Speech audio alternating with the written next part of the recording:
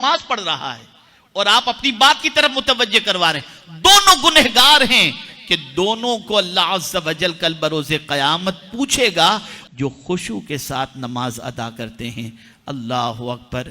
کسی نے بہت خوب کہا ہے, ان سے شکایت کی گئی کہ حضرت نماز میں مجھے سکون نہیں ملتا. کسی نے کسی بزرگ سے کہا حضور نماز میں مجھے سکون نہیں ملتا. جواب میں انہوں نے بڑی پیاری بات فرمائی. فرماتے ہیں سکون سے نماز پڑھ تجھے سکون مل جایا کرے گا. جو لوگ کہتے ہیں نماز میں سکون نہیں ملتا, وہ سکون سے نماز پڑھتے ہی کہاں ہیں. کبھی نماز کے اندر آسمان کو دیکھ رہے ہیں, کبھی دائیں دیکھ رہے ہیں, کبھی بائیں دیکھ رہے ہیں. آج ہی میں ایک حدیث مبارکہ پڑھا, رونگٹے کھڑے ہو گئے. بخاری شریف کی یہ حدیث ہے. آقا کریم صلی اللہ علیہ وسلم ارشاد فرماتے ہیں جو شخص حالت نماز کے اندر آسمان کی طرف دیکھتا ہے, ڈر ہے کہ اس کی آنکھوں کی روشنی چھین نہ لی جائے. اور حضرت انس رضی اللہ تعالیٰ عنہ سے سرکار صلی اللہ علیہ وسلم نے فرمایا اے انس حالت نماز میں ادھر ادھر نہ دیکھا کرو. حالت نماز میں ادھر ادھر نہ دیکھنا, اس لیے کہ ڈر ہے کہ اس کی وجہ سے ہلاکت نصیب ہو جائے.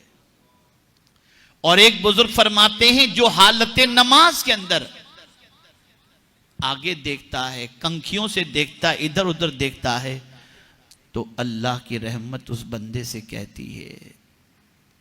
بلکہ اللہ عز و جل فرماتا ہے کیا مجھ سے بھی اچھا کوئی ہے جسے تو دیکھ رہا ہے. تو کامیاب مومن تو وہ ہے جس کی نماز کے اندر خشوع موجود ہو. خشوع کے دو طریقے ہیں, ایک ظاہری خشوع, ایک باطنی خشوع.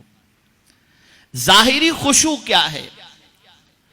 تو ظاہری خشوع یہ ہے کہ آپ کا وضو درست ہو, آپ کے کپڑے صحیح ہوں, آپ حالت نماز میں اپنے پائچوں سے کھیلتے نہ ہوں, اپنے پائجامے سے کھیلتے نہ ہوں, پوری توجہ کے ساتھ نماز پڑھ رہے ہوں. اور باطنی خشوع یہ ہے کہ آپ کی توجہ کعبے کی طرف نہیں رب کعبے کی طرف ہو.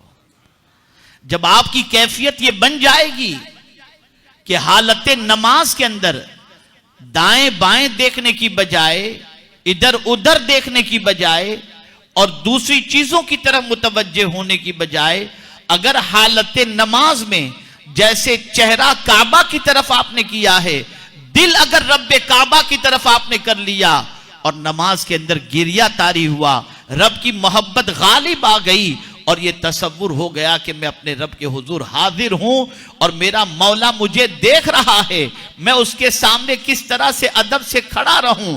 اگر اس تصور کے ساتھ انسان نماز پڑھتا ہے تو یہ پہلی صفت وہ ہے کہ جس کے بارے میں قرآن کہتا ہے کہ اگر تمہیں کامیاب مومن کو دیکھنا ہے تو ان کی نمازوں کو دیکھ لو. ان کی نماز کے اندر خشوع موجود ہوگا اور یہی خشوع اس کامیاب مومن کی سب سے بڑی علامت ہے. رسول گرامی وقار صلی اللہ علیہ وسلم کے صحابہ میں صحابہ کے پیروں پر تیر چلا دیے جاتے, لیکن ان کو پتہ نہیں ہوتا, وہ نماز کے اندر اتنے مصروف ہوتے. اور آج ہمارے یہاں سچویشن کیا ہے آپ ذرا دیکھیں. بہت سارے لوگ جن کا ارجنٹ میں کوئی کام ہوتا ہے اور کوئی نماز پڑھ رہا ہوتا ہے, وہ انتظار نہیں کرتے, اس کو بول دیتے ہیں بھئی جلدی سے پڑھا کر کے وہاں آ جانا. نماز میں اس کی توجہ کو اپنی بات کی طرف مبذول کراتے ہیں. آپ دیکھتے ہوں گے,